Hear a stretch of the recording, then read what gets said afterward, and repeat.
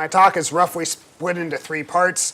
The first is mostly background on how I'm thinking about character, how I'm measuring character. The second third is about one question, and then the last third is about, in some ways, a pretty different question. So let me tell you what the general purpose of WUSES is, though. So WUSES highlights 3 different aspects of character, which I'll get to in just a moment, tell you about those aspects. It tracks the aspects in a cohort of early emerging adults who are first-year students now, at least most of them rising sophomores at Willamette University. They're the class of 2015. And what the project does is it investigates a lot of different questions about short-term and long-term consistency, stability, change, and the impact of character. So not only what kinds of factors lead to character development, but also the kinds of important academic, social, and adjustment outcomes of character development. Now, you can see the full talk title up there at the top. I'm going to abbreviate it a little bit. We're going to mostly forget about stability and change. That's because this is an interim report, only barely halfway through the study. And I'll be talking mostly about character in early emerging adulthood. Okay, so some of you may be familiar with the term emerging adulthood, some may not. So I'll tell you what that is and why it might be a particularly good period in which to study character. So emerging adulthood was identified by Jeffrey Jensen Arnett about a decade and a half ago as a period in between adolescence and adulthood, roughly corresponding to the ages of 18 to 25, sometimes extended to 30. We'll see what happens in the next decade or so. Maybe it'll be 35 by then. But it's an interesting period because individuals in this period typically think of themselves as simultaneously adults and also not quite adults. It's theorized as Arnett is the most volitional stage in life with a preponderance of newfound freedom. For many individuals in this age, they are leaving home or starting up higher education or a job, something like that. A lot of new freedom. Also considerable intrapersonal change. So with this new freedom comes a lot of decisions about who they want to be, what they want to behave like, and so on. And this stage also includes at least 2 fundamental developmental tasks.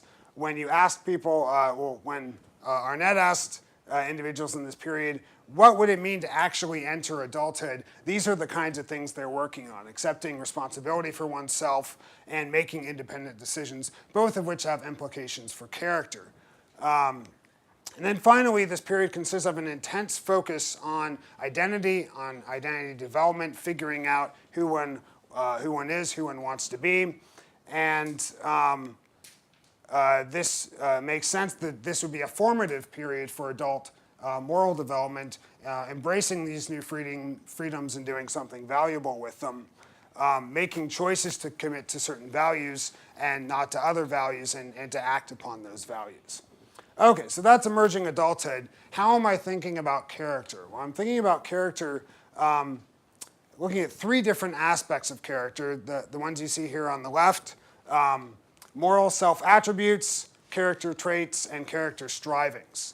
And I'm making somewhat of the same distinction as Christian Miller did this morning, at least I think I am, between the moral self-attributes really being focused on ethical decisions and or ethical aspects of the self, principled aspects of the self, whereas character is a little bit broader, thinking about who a good person is, characteristics that certainly do include moral traits, but also include non-moral traits as well. Okay, these 3 differ in specificity. So the way that I'm looking at moral self-attributes, they are simply ways of thinking about whether the self is moral and ethical without really any other context. Whereas character traits and strivings have a lot more to do with sort of specific patterns of behaviors and thoughts and emotions and so on. So they really differ a lot in specificity. So how am I measuring these things? Well, moral self-attributes is perhaps the most experimental part of my project. It draws the least on the literature, at least the literature that I know of. It's a way of measuring people's own moral definitions, trying to get at their own thoughts about how moral they are and how moral they're behaving.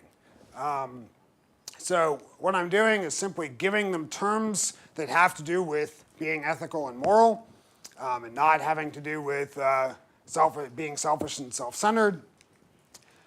These items are being measured on an 11-point scale of how one typically behaves. You can see how decontextualized they are, from 0 equaling never to 10 equaling always. Okay, so they have a really wide scale in which to place themselves. And even though I think there might be some interesting differences between these different terms, for the purposes today, I'm just combining them all into a single scale, okay, of moral self-attributes.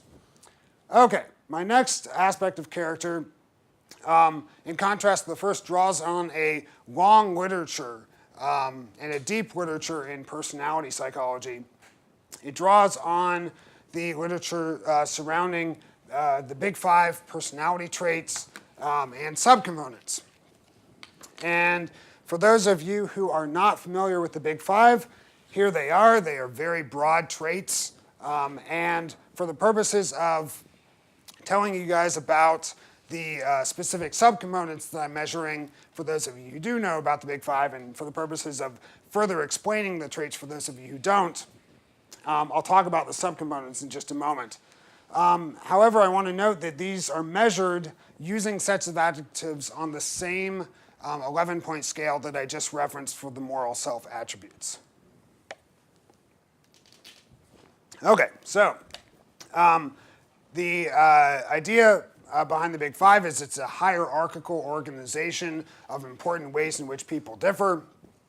At the broadest level, it includes 5 very broad traits, which then subsume subcomponents which are related to one another but also distinct. Okay, so extroversion, for example, is a trait that has to do with social impact, positive affectivity, reward, and I'm measuring components of it, including assertiveness, confidence, energy, optimism, and sociability. Agreeableness is a trait that focuses on mostly prosocial behavior, on interpersonal behavior, and I'm measuring compassion, sincerity, politeness, and tolerance. Conscientiousness is the most task-oriented trait of the Big Five, having to do with work, getting things done, but also self-control. I'm measuring caution, dependability, industry, and organization. Emotional stability is a trait I won't talk about much in today's talk. I'm measuring it simply in part for comprehensive coverage of the Big Five, but it's the Big Five trait that's sort of least related to character. But just to let you know what I'm doing, I'm measuring anxiety, depression, irritability, and serenity as part of that trait, indicating the aspect of the trait that really has to do with negative emotionality. That's what the trait is really all about. And then finally, openness to experience is a strongly cognitive trait that has to do with comfortability and approaches to novelty. I'm measuring creativity, curiosity, introspection, and unconventionality. Okay, so why might I be using the Big Five as a measure of character traits? Well, there are reasons to think that it's related to character. Now, not all the traits are strongly related to character. Not even all the subcomponents that I'm measuring are, not every single one is necessarily a character trait, but most of them are. A few years ago, McCrae and John argued that agreeableness and conscientiousness represent the classic dimensions of character. I think you can compare these perhaps to what Jeff was talking about this morning in terms of goodness and strength. I think there's some parallels there perhaps. But more recently, McAdams has argued that really the moral aspect of these dimensions underlie all of the big five, and some research certainly supports that. So for example, some of Lawrence Walker's research shows that the big five allow us to discriminate between different moral exemplars, and some of my work with colleagues demonstrates that most of the big five are strongly related to character strengths as well.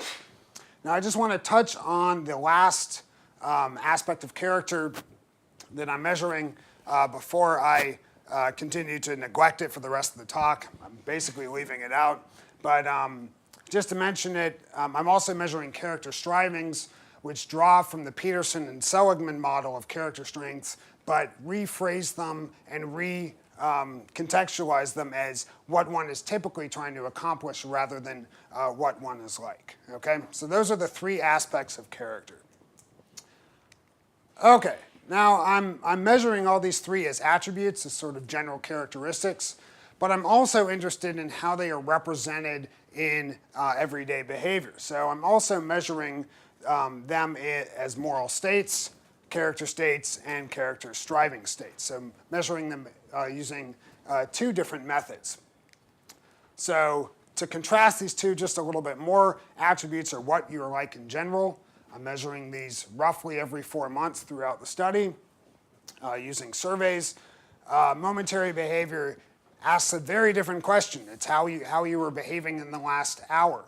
I gain data from this using the experience sampling method, which is designed to gain a sort of a representative sampling of behavior within a certain time period. As part of this study, I'm getting reports from participants 5 times a day for a week. Okay? So how am I actually doing this? Well, for the attributes, I'm using Qualtrics, which is an online survey software, which allows some flexibility for participants in answering these questions at their own pace. For the momentary behavior, I purchased quite a lot of iPod touch devices, and I had a developer write an app for those devices. They're loaned out to participants to carry around with them for a week. Okay, so to contextualize these different aspects of character and these two different methods within the longitudinal study that I'm conducting, this is roughly what it looks like. Different years are in different colors. You can see that we are really studying these people pretty intensely. We started out last August before they even got to school to provide a baseline for their behavior. And then since then, we've been measuring them via the surveys every 4 months. We're measuring them twice overall using the experience sampling method. Okay, so it's a combined survey experience sampling method. And then in addition to the different aspects of character, we're also measuring a whole bunch of other things, including measures of well-being, measures of academic performance, measures of community involvement, academic engagement, all kinds of other things as part of this study. Okay, so now I'm going to turn for the second 2/3 to the 3 central questions of my project. Here they are. The first one is, what are the character traits, strivings, and moral self-attributes of emerging adults? This is a question that gets at a lot of sub-questions about the coherence not only between these 3 different aspects of character, but the coherence across the 2 methods, the survey and the experience sampling methods, and also coherence across time. So there are lots of questions about consistency that involve this first question, most of which I won't be talking about today. The second question is about development over time, whether these characteristics change or remain stable across 2 years. And then the final question is about mechanisms trying to explain any change that may occur. And in particular, whether emerging adults' expectations and desires for change actually potentially may result in change. So today I'll be talking about parts of the first and third question, and I'll just briefly touch on the second question in between.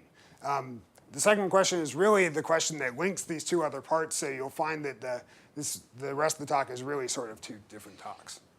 Okay, so first, character traits and moral self-attributes of emerging adults. So do emerging adults, what do they perceive themselves like when you ask them about these different character traits and you ask them about these moral self-attributes? So do they tend to think that they possess these? Do they tend to think that these are represented in their behavior quite frequently, or do they not? So what you're going to see on the next slide is pretty simple. It's basically just a set of means for the different character trait subcomponents, as well as the anchors that from the 0 to 10 scale that indicate sort of roughly where these means lie. So here you see the data. It's organized by subcomponent, of course, and then the subcomponents are organized by the big 5 traits. What you can see is that the traits vary somewhat in terms of how emerging adults see themselves. Probably the highest frequencies in behavior are for agreeableness and a little bit less so for conscientiousness. But you can see that more often than not, emerging adults see themselves as acting in good character, even though very few of them see themselves as always acting in good character.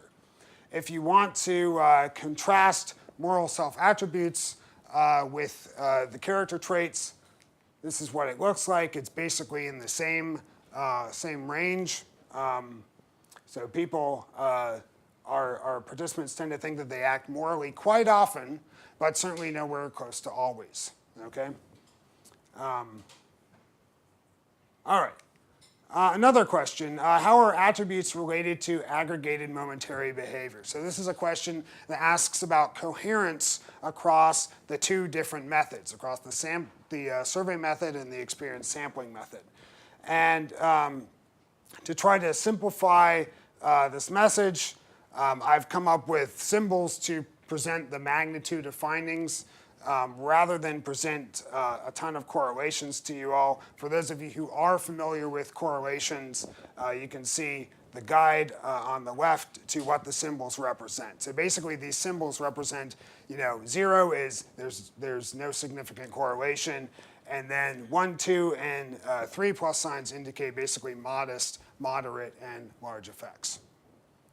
Okay, so how are attributes related to aggregated momentary behavior? When people think about what they're like in general, does that predict how they actually act within a week of their everyday life on average? Well, the answer is yes. Most of our results were moderate to strong in magnitude, although you can see they vary a little bit. Same was true for moral attributes. So people who tended to think that they acted morally on average, in fact, within a week of their life, did act more morally on average than other people. Okay, another way of thinking about coherence is thinking about the relation between the moral self-attributes and the character traits. Okay, so instead of thinking across method, it's thinking about across two different aspects of character. So do people who tend to think that they act more morally, what kind of character trait profile do they have? What kinds of character traits are associated with thinking that you're more morally? And then I'm also asking this question in behavior. So what you see again are symbols indicating the magnitude of correlations. So people who tend to think that they act more morally and ethically and more principled on average also tend to report acting more compassionate, polite, sincere, and tolerant. Okay? Now, will these patterns hold up when we're looking at behavior? Do people who say that they've been acting more morally in the last hour, do they also report acting, expressing or enacting higher levels of these different character states? The answer is largely yes. Across most of the different big 5 subcomponents, people who acted more morally also enacted these character states. Okay, are moral self-attributes sensibly related to other moral constructs and outcomes? I think I'm going to skip ahead because I want to get to the second part of my talk, but the answer is basically yes. Okay. Okay, so conclusion so far from question 1. Emerging adults report acting in good character more often than not, but certainly not always. And I think that's interesting because if you think about these questions of acting morally and acting ethically, there's such a social desirability around them, but people are not reporting that they're always acting these ways. In fact, they're reporting typically that they quite often act that way, but not always. The same thing is true for moral self-attributes.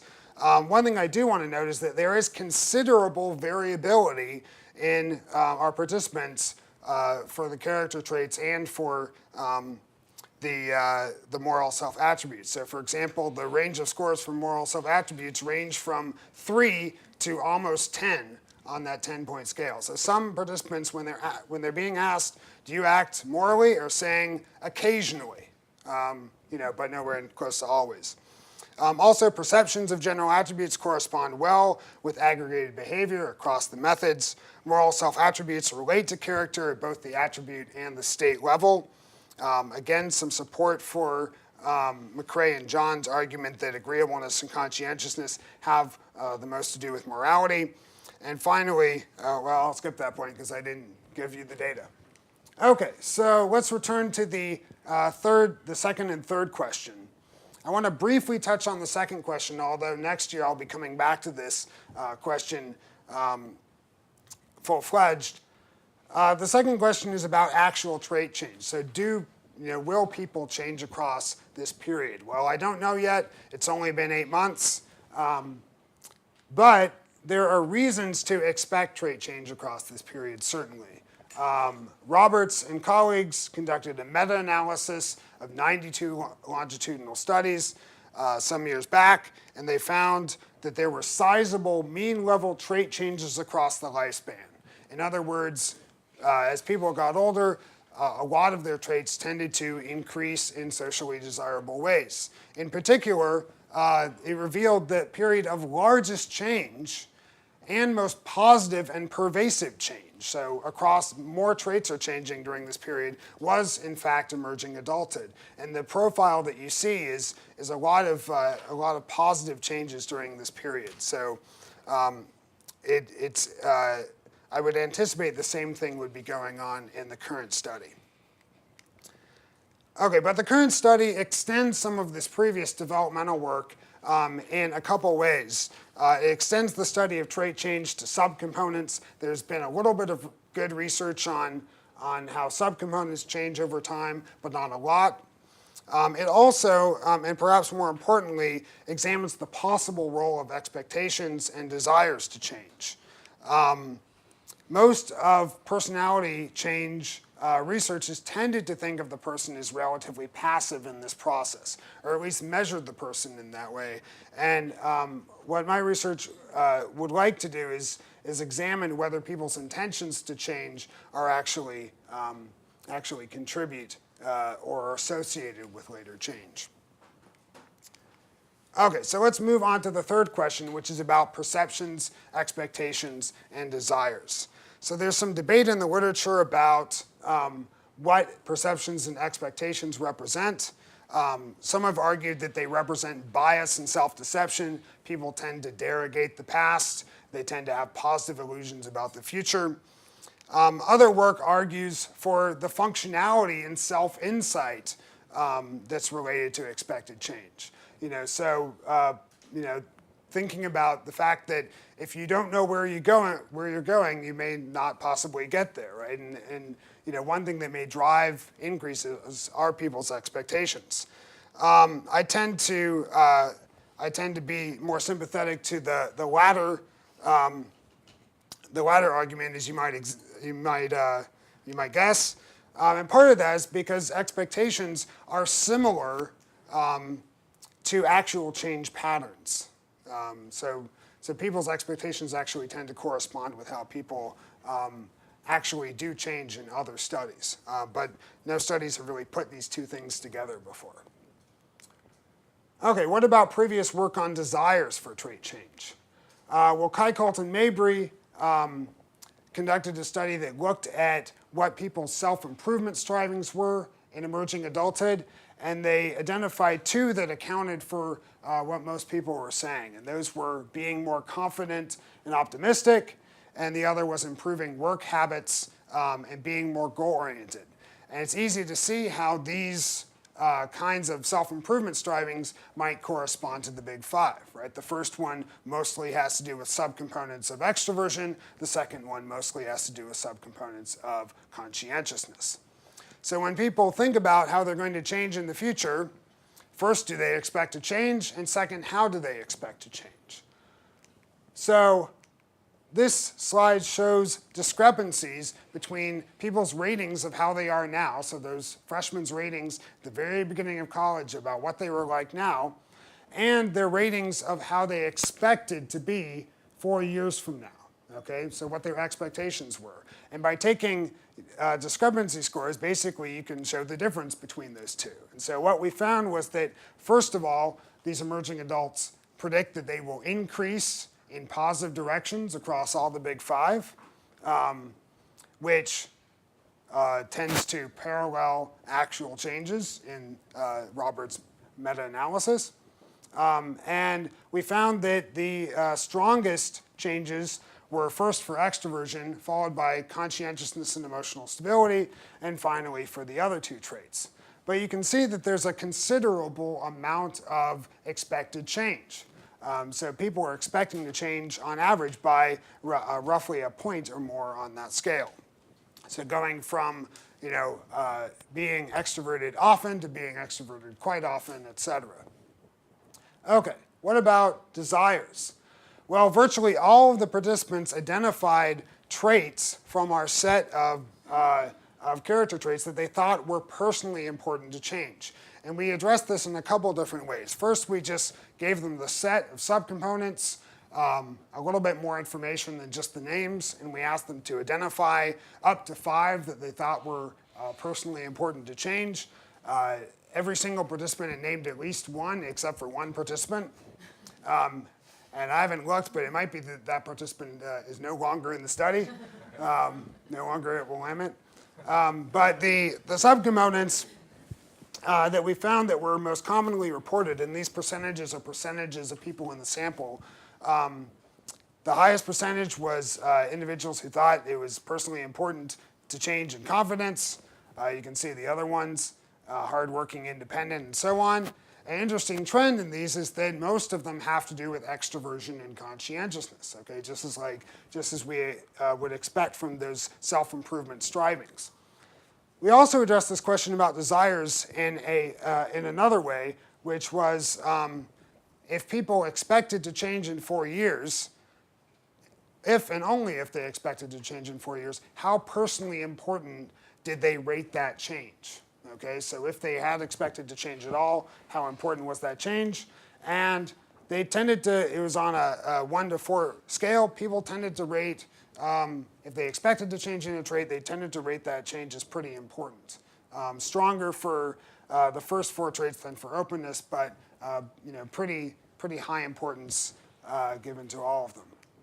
Okay, so what can we conclude so far for question 3? Well, first, emerging adults expect to change the most in extroversion, followed by conscientiousness, and then other traits. The amount of change that people expect is relatively large.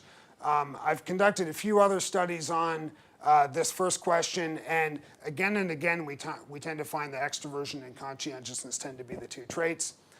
This isn't too surprising. It fits theory on developmental tasks, those tasks of assuming responsibility, of making independent decisions. It also corresponds to the self-improvement strivings of Keikholt and Mabry, and it also, to some extent, corresponds with actual change patterns from age 18 to 22. Now, there's some nuances to this that I can talk about.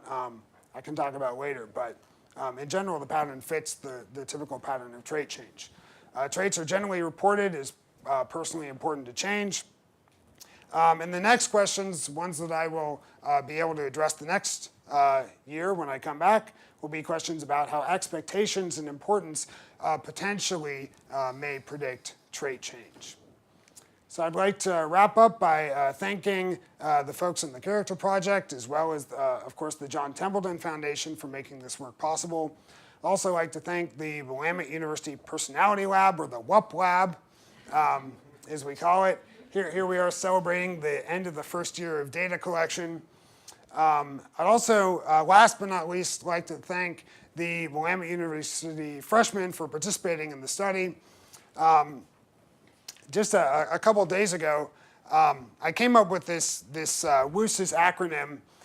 I kind of like the way it sounds, and it provides, Willamette University College Experiences Study, provides some information to the participants about what it's all about without really revealing the hypotheses.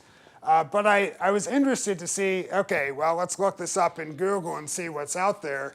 Hopefully I haven't chosen a word that, is a swear word in Croatian or something.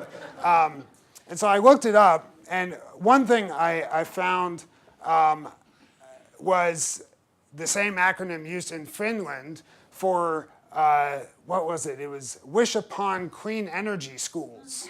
Okay, so that one was sort of interesting. And there actually seems like if you're engaged in, in secondary education and making your schools more sustainable, there's some character development aspects of that too, perhaps. The other thing that I found, which I found pretty funny, was actually some internet residue from a participant in my study. I swear I did not create this myself, but I found this up on the web. Apparently the participants, not only do I appreciate the participants, but I think they appreciate us too. Thank you.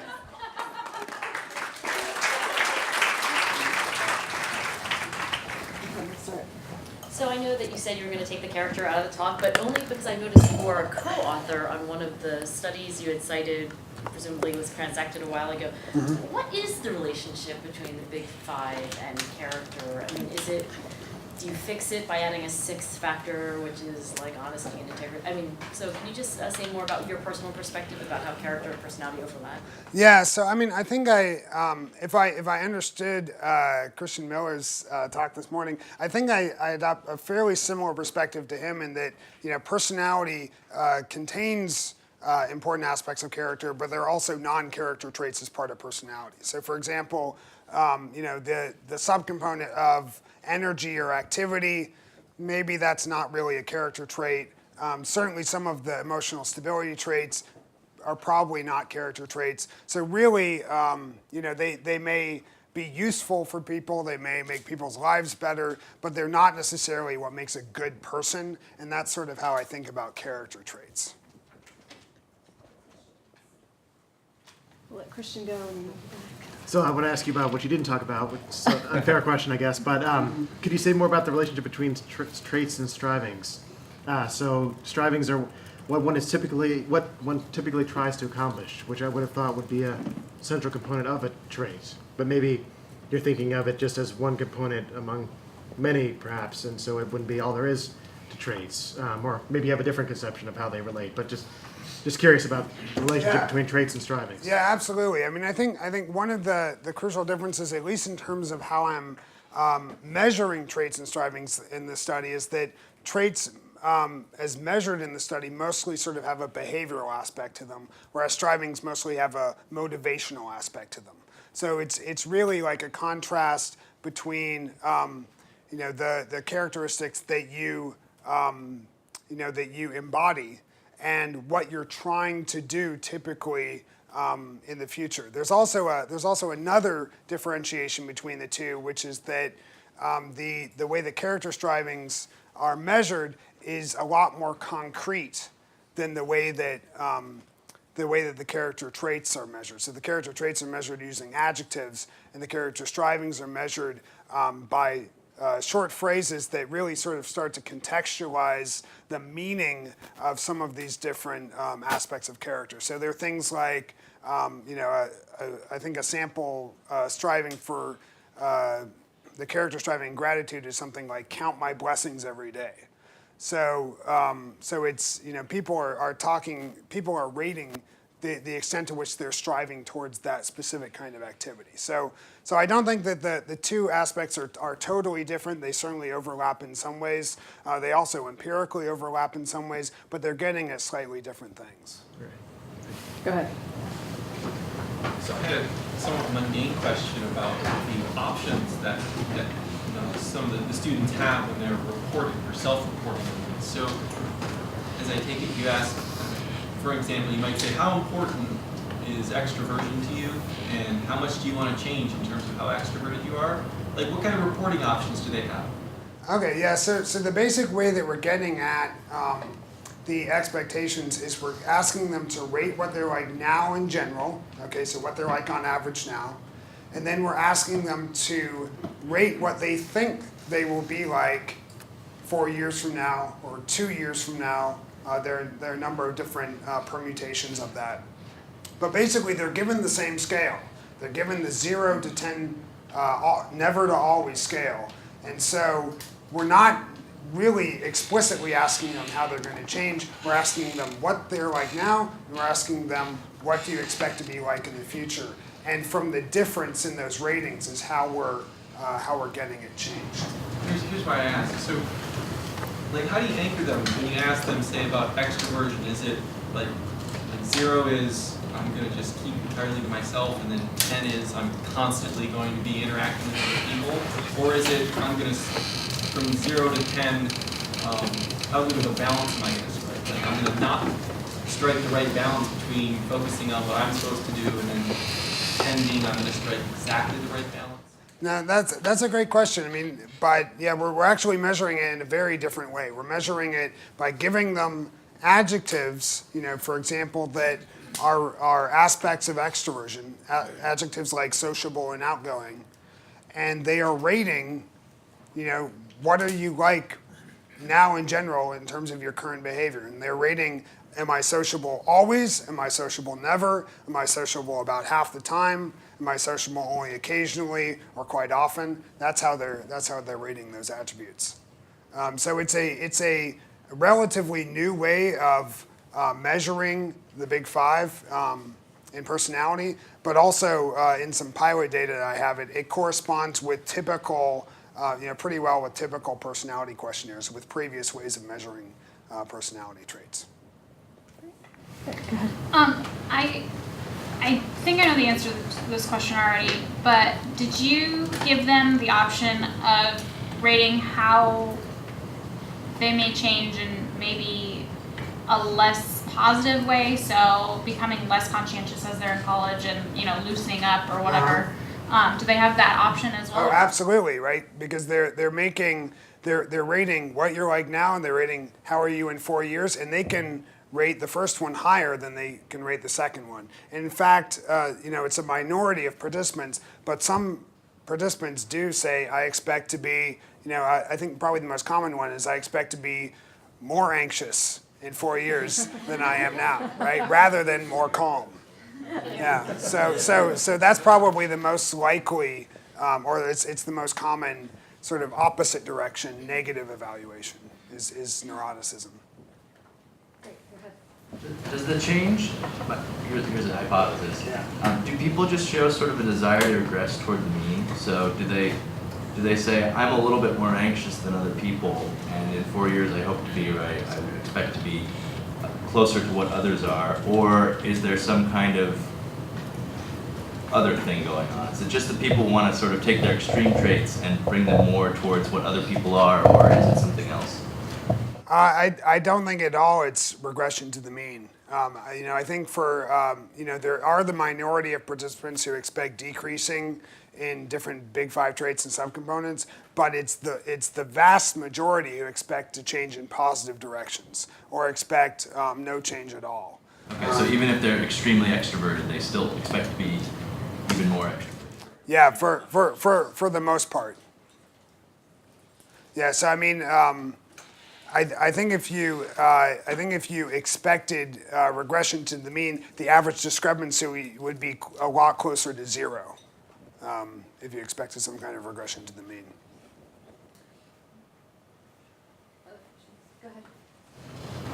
So I'm not an expert at all in this, so this could be a really stupid question, but is there any way to control for self-deception? I mean, suppose somebody just really thought that they were making wonderful progress towards all their goals and reported that they had done all sorts of wonderful things. Yeah. But, I mean, maybe they're not growing at all. Right, absolutely. I mean, that's certainly a possibility. You know, I think that that most of the study is, at least the surveys, you know, are all self-report. We're getting some independent data from actually Willamette University's been really cooperative in allowing us access to academic data, access to data from the Office of Campus Life. So some non-self-report data. But certainly most of the ways that we're studying personality they're all self-reported. So people certainly could be self-deluded. However, as a caveat, one thing that I'm planning to do is at the end of the year 2, I'm going to hopefully be able to get informant reports from the individual's friends and family members, asking those people, you know, to what extent has, you know, the target or the individual in the study, to what extent have they changed? And I'll be really interested to see sort of how those square up. And it might be that some people are thinking of themselves as becoming ever better, and their friends and family members are saying no. It might be interesting to even cross-reference like conscientiousness reporting with class attendance. Yeah, absolutely. I don't think I have any way of measuring class attendance, but I probably have some other kinds of variables that would be more objective indicators of conscientiousness. I'll have to think a little bit more about that. Go ahead, yes. Yeah, so the studies you've done thus far ask people to rate themselves, not relative to others, but sort of relative to some more or less absolute standard. Here's how often I engage in such and such behavior.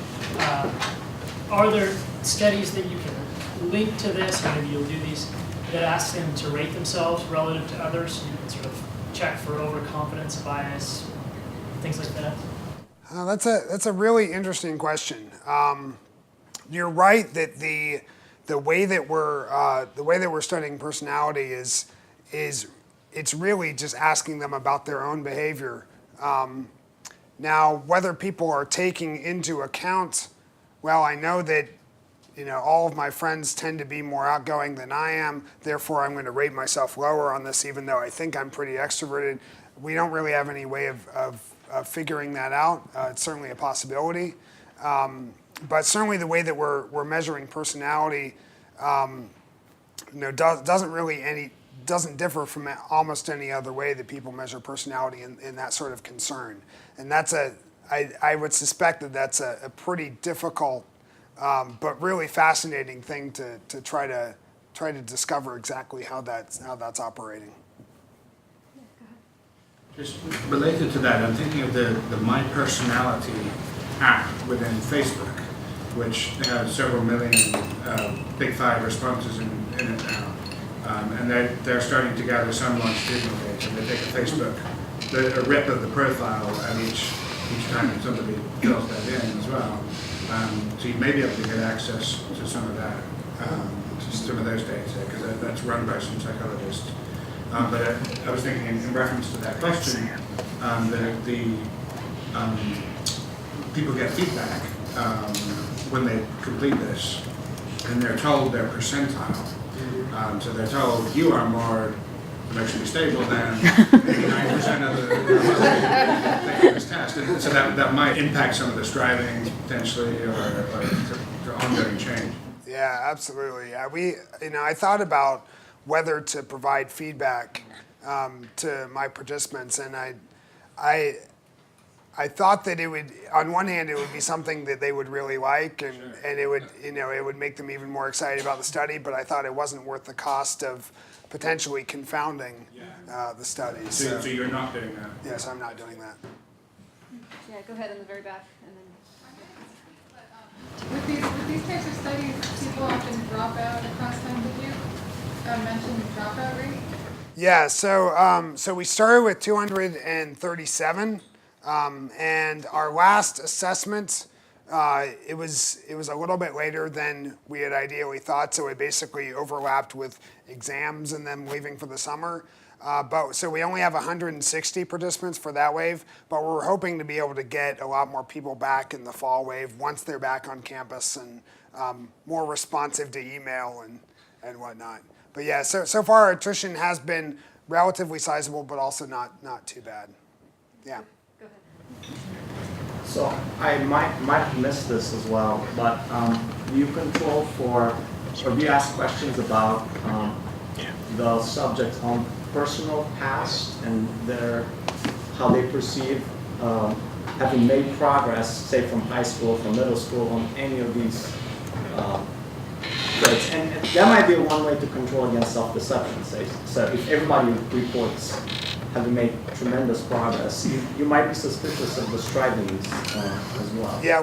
I think that's an interesting idea, and that could be. I'd have to think more about how that could be used, but certainly we are measuring not only forward expectations but also past perceptions. One thing that we did, the very first wave, that short initial August questionnaire, was ask the individuals to think back about their freshman year in high school and to think forward about their senior year of college as relatively equidistant time periods. I haven't really been able to look at that data that much, but that's one way that we're looking at it. And then we're also, as they're progressing through the study, each single wave, we're not only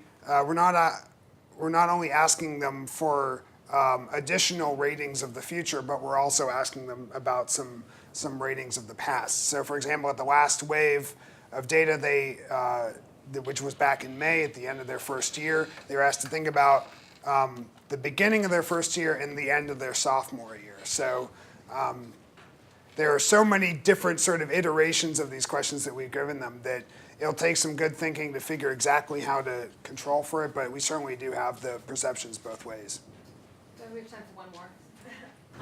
Another idea might be, of course you couldn't do this longitudinally, but just to get one wave of data from maybe non-college emerging adults, or even emerging adults in a community college setting maybe, or something. I mean, instead of a more prestigious university, maybe they'd be less optimistic, less likely to rate themselves as surely to change.